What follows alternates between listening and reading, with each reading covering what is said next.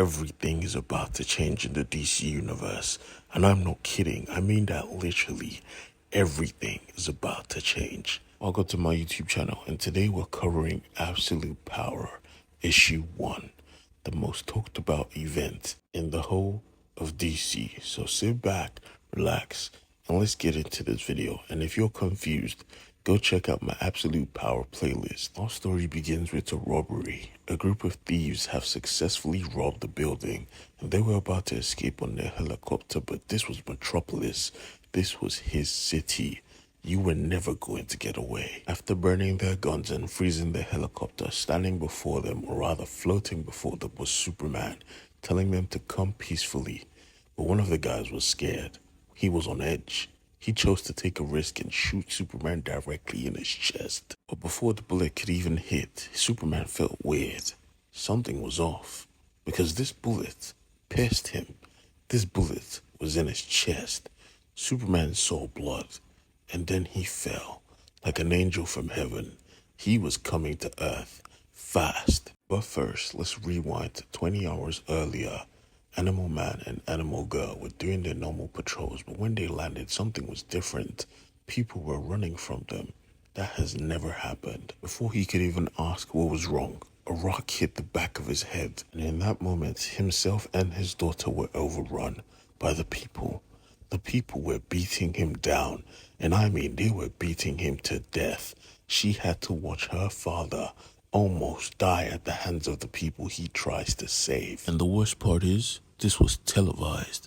Batman and Robin watched all this play out. But again, just before they could decide their next course of action, they see heroes, their teammates on the TV, killing people.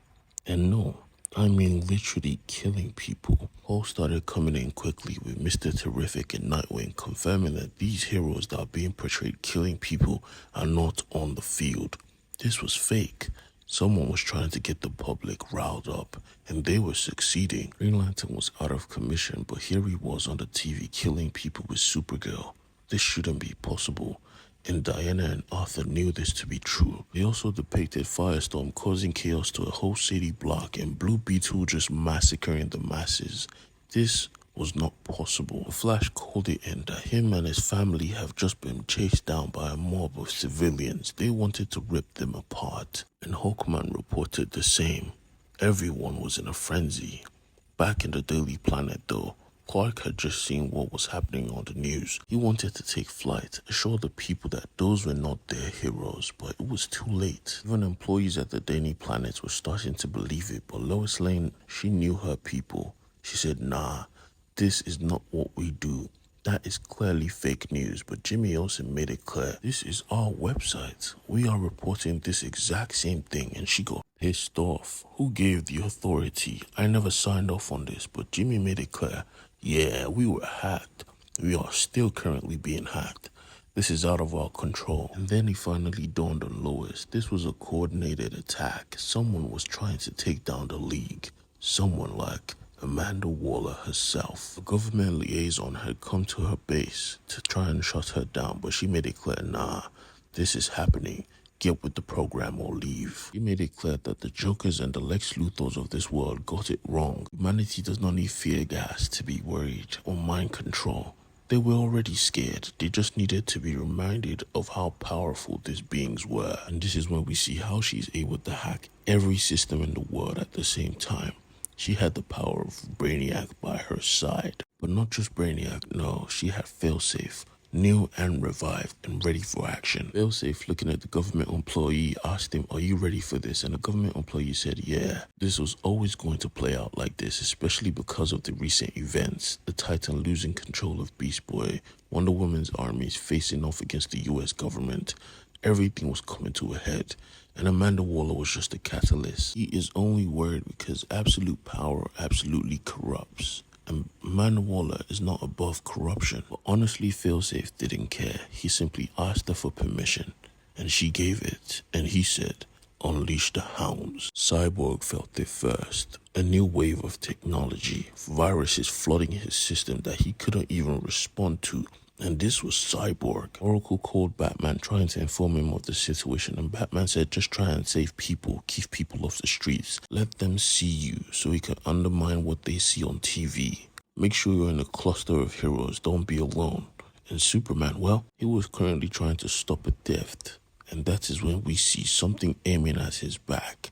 Something was taking his powers. And then we heard the gunshots, but this was Metropolis. There was a Superman around every corner. John was able to come in quick and catch his father, calling Mr. Terrific to let him know he was taking him to the hospital. But this was a mistake. The order had already been given.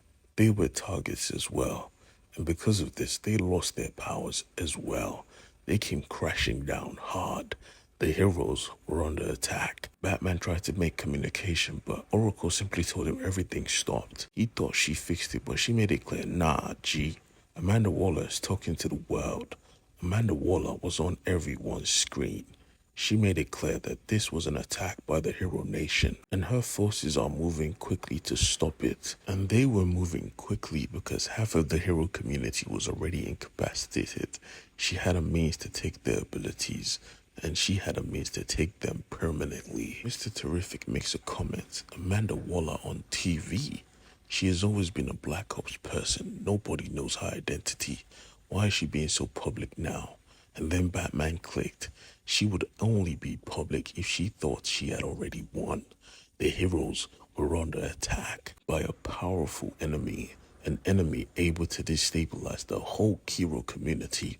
The Flashes, the Martian Manhunters, the Elementals, the Bat family, they were all being taken down systematically by Failsafe and his Amazos, all designed to systematically take out one member of the Justice League efficiently. There was Failsafe, a Flash Amazo, a Wonder Woman Amazo, an Aquaman Amazo, a Green Lantern Amazo, a Superman and Martian Manhunter Amazo, and they were at work. They were decimating the forces of the heroes. Amanda Waller let the world know, if you have superpowers, we will take them. If you have devices, we will drain them. If you have magic, we will make you forget how to conjure them. This is the end, the death of the metahuman plague. Wonder Woman was already incapacitated, and so was the Marvel family. Captain Marvel and Mary were bound, powerless, screaming in pain. This was the end of the hero's age. Batman tried to radio, but everyone was going through it. The super family was going through it. And then someone hit him up on comms. It was Green Arrow.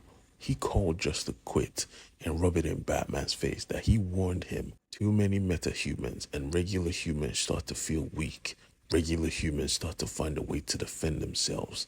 He left the Justice League. He left the hero life behind to join Amanda Waller because this is what he believes in.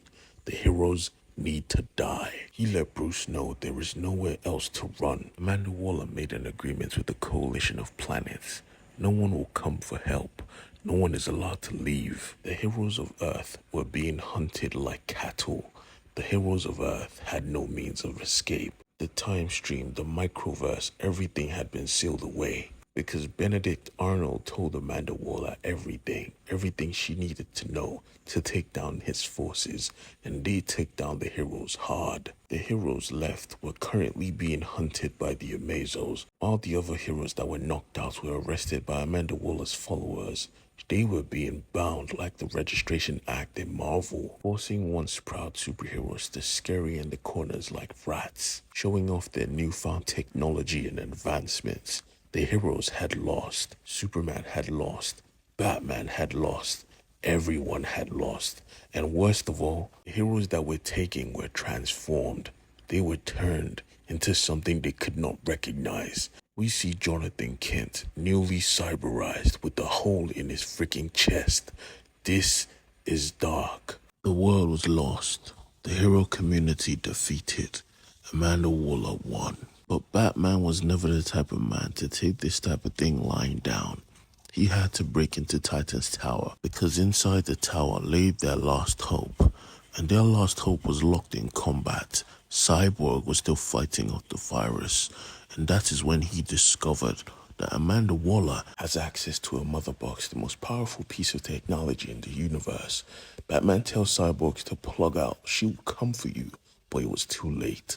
The Wonder Woman Amazo was here, and she went straight for Batman. All the Amazos were connected to Failsafe like a hive mind, so she had his fighting skills as well.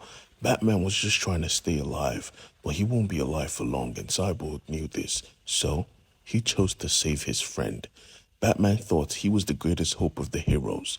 Batman wanted to save Cyborg, but Cyborg chose to save Batman.